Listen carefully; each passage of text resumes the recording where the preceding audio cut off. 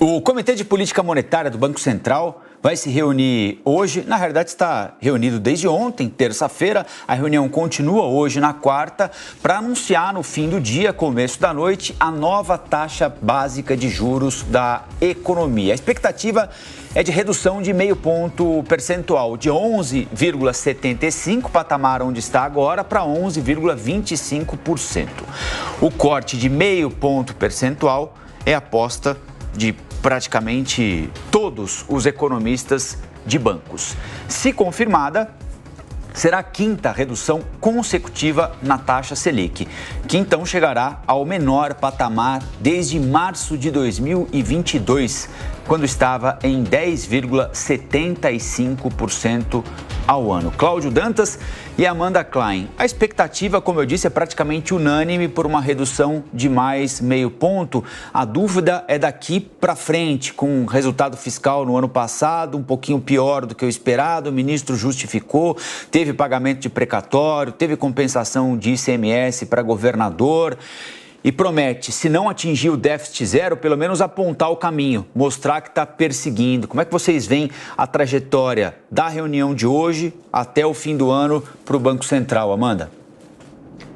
Colombo, é sempre bom ficar atento ao comunicado, né, que vem logo depois da decisão do Banco Central e, posteriormente, a ata, que é divulgada na semana que vem. O mercado já precifica esse corte, aliás, a maior parte do mercado precifica mais 4 reduções da Selic. A Selic deve chegar a algo em torno de 9%, 9,5% ao ano, dependendo da casa financeira, essas projeções mudam um pouco, mas a leitura geral do mercado é que, mesmo esse problema fiscal, que talvez seja o grande problema de fundo da economia brasileira, está mais ou menos precificado. O Ministério da Fazenda não arreda pé e está correto também aos olhos do mercado ao fazer isso, manter a meta de déficit zero, embora todo mundo saiba, inclusive o ministro da Fazenda, que ela não será cumprida.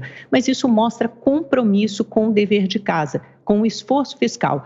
O mercado precifica algo em torno de 0,6% ou 0,8% do PIB de déficit para 2024. Se ocorrer nessa ordem, se a meta fiscal posteriormente for revisada depois de março, quando sai aquele primeiro balanço trimestral, em torno de 0,5% do PIB de déficit, isso está dentro das contas. Pior será se for revisado para algo maior, como 1% do déficit.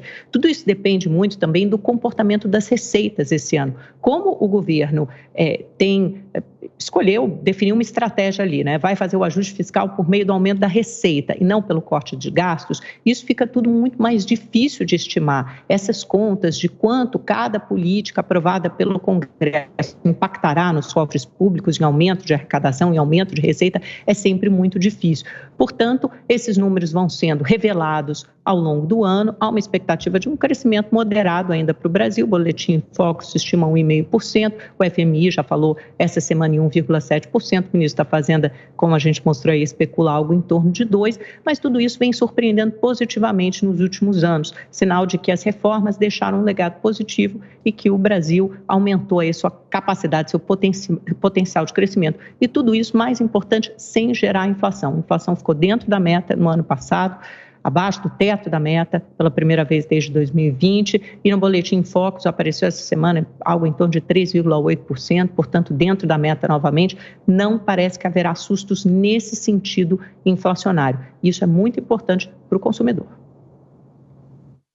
Sim, exato. A gente tem a taxa Selic como um instrumento de controle da inflação. E a inflação, ela tem se mostrado aí bastante, vamos dizer assim, conservadora, né? A inflação, ela responde a uma série de estímulos e, no caso do Brasil, a gente tem uma redução na própria atividade produtiva, dos investimentos, então é natural que haja também uma menor inflação. Ela também responde a estímulos da economia global, né? Estamos vendo aí também uma dificuldade em relação aos países, aí nós vimos aí China e Estados Unidos tendo de fazer manobras aí com emissão de dívidas para poder retomar os investimentos. O risco que já era, vamos dizer assim, traçado pelo mercado no ano passado, ele permanece. A taxa, essa tendência de corte, ela será mantida, né, pelo menos aí no primeiro semestre do ano.